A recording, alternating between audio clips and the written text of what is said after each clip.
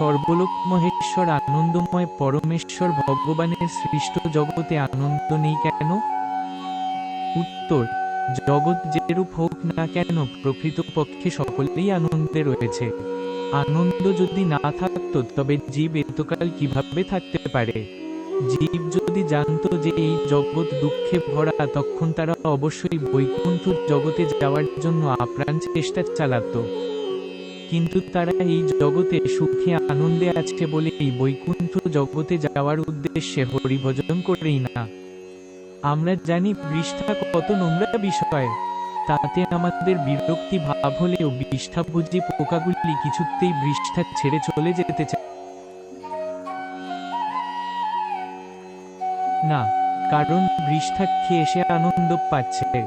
লাইটের সামনে হাজার হাজার পোকা লাফালাফি করছে, তাদের ধরে এনে দূরে নিক্ষেপ করলে আবার লাইটের কাছে ধেয়ে আসে।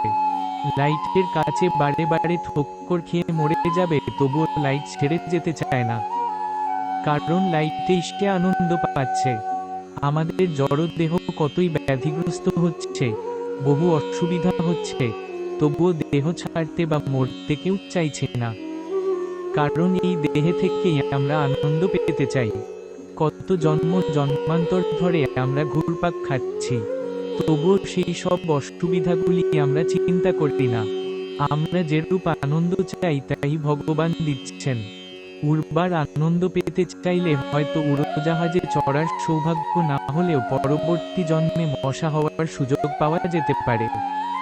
প্রধানমন্ত্রী হয়ে আনন্দ পেতে চাইলে হয়তো এই জন্মে সুযোগ না হলে ছারপোকা শরীর ধারণ করে প্রধানমন্ত্রীর গদির ভেতরে জীবন যাপন করবার সুযোগ পাওয়া যেতে পারে। বড় বড় মাছ খাওয়ার আনন্দ পেতে চাইলে বাজ, গোসাপ, তিমি হওয়ার সুযোগ পাওয়া যাবে, সন্দেহ নেই। অতএব এই জগৎ এক প্রকার আনন্দ ভোগের জগৎ বটে।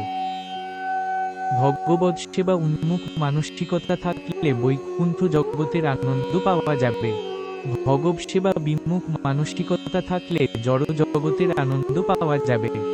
ভগবৎ বিমুখতাই ভগবানের নির্ধারিত এই দুঃখময় জগতে আমাদের পতিত হওয়ার কারণ বলে শাস্ত্রে নির্দেশিত হয়েছে। এখানে মায়ার সুখ আনন্দে সবাই রয়েছে। গাধা যতই গর্দভীর লাথি খেয়ে মুখ ফোলাক না কেন, তবুও সে গর্দভীর সঙ্গের আনন্দ পেতে চায়। চিন্ময় আনন্দ এবং জড় আনন্দ দুটোই এই মনুষ্য জন্মে লাভ করা যায়। যেটাই আমরা চাই।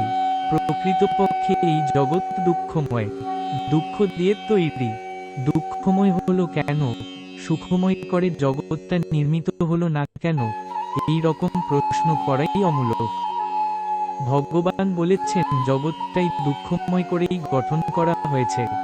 সুদুর্লভ মনুষ্য শরীর লাভ করে জীব এই দুঃখময় ভবসাগর উত্তীর্ণ হওয়ার উদ্দেশ্যে পরমার্থ সাধন করবে, হরিভজন করবে। এইভাবে জীবন যাপন করতে করতে একদিন দেহত্যাগ করে আনন্দময় জগতে উন্নীত হতে পারবে। তাই এই জগৎ আসলে পরমার্থ সাধন ক্ষেত্র। এই জীবনটি চিরমুক্তির পরপারে যাওয়ার পরম সুযোগ। দুঃখ থেকেই শিক্ষা হয়।